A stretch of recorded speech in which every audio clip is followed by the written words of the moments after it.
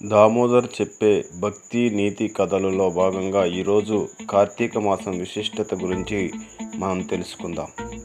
ఓం నమః శివాయ.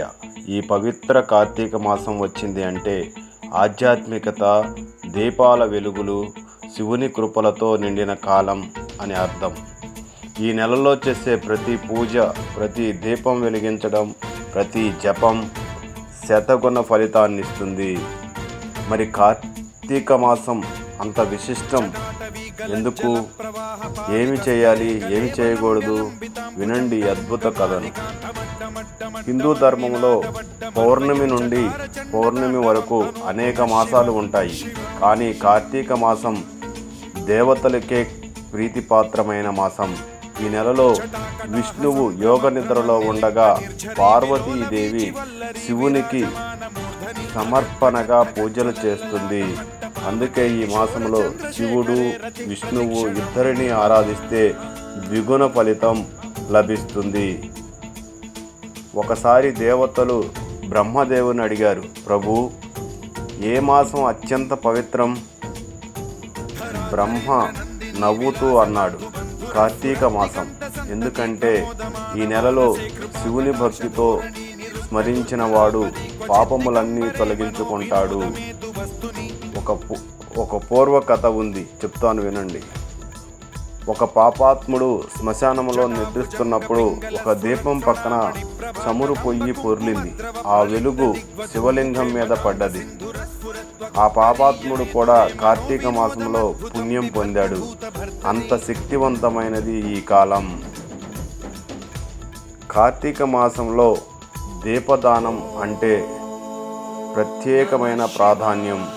ఇంట్లో, దేవాలయంలో, తులసి కుండ వద్ద, గంగా నది వద్ద దీపం వెలిగించడం ద్వారా అజ్ఞాన అంధకారం తొలగిపోతుంది. ప్రతి దీపం అంటే ఒక జ్ఞాన ప్రకాశం.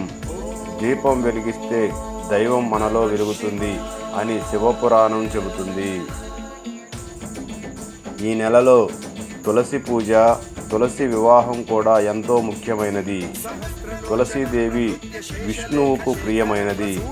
కార్తీక శుద్ధ ద్వాదశి రోజున తులసి వివాహం జరపటం అంటే దైవ కృప పొందడం. ఆ రోజు పండగలా జరుపుకుంటే వంశానుగత పాపాలు తొలగిపోతాయి. కార్తీక మాసములో ప్రతిరోజు ఉదయం స్నానం, శివుని నామస్మరణ, ఉపవాసం చేయడం ద్వారా శరీర, మనసు శుద్ధి కలుగుతుంది.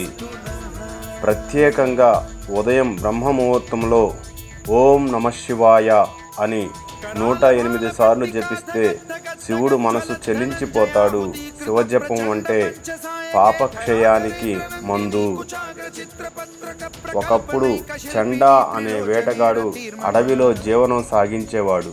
ఒకరోజు ఆహారం దొరకక రాత్రి పొడిగిడాడు. రాత్రి చెట్టు కింద పనుకున్నాడు. భయంతో చెట్టు ఎక్కి కూర్చున్నాడు. ఆ చెట్టు పైన బిల్వపత్రాలు ఉన్నాయి. అవి శివలింగం మీద పడ్డాయి. తెలియక చేసిన ఆ పూజతో అతను పాపాలన్నీ తొలగించుకున్నాడు.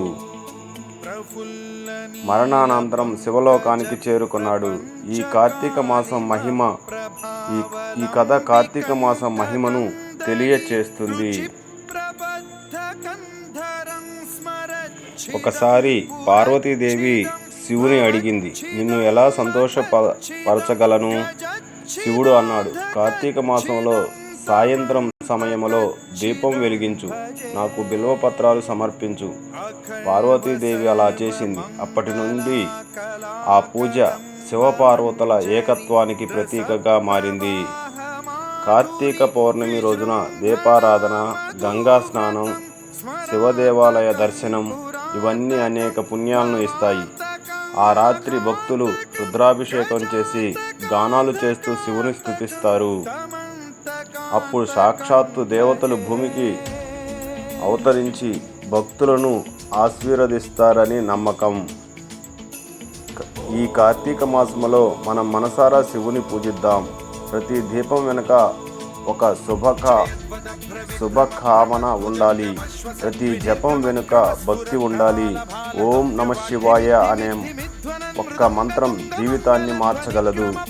ఈ పవిత్ర మాసంలో శివుని కృప మీకు లభించాలి. Hara Hara Mahadeva Shambho Shankara. Hara Hara Mahadeva Shambho Shankara. Hara Hara Mahadeva Shambho Shankara. Please Satyapeetham channel like చేయండి.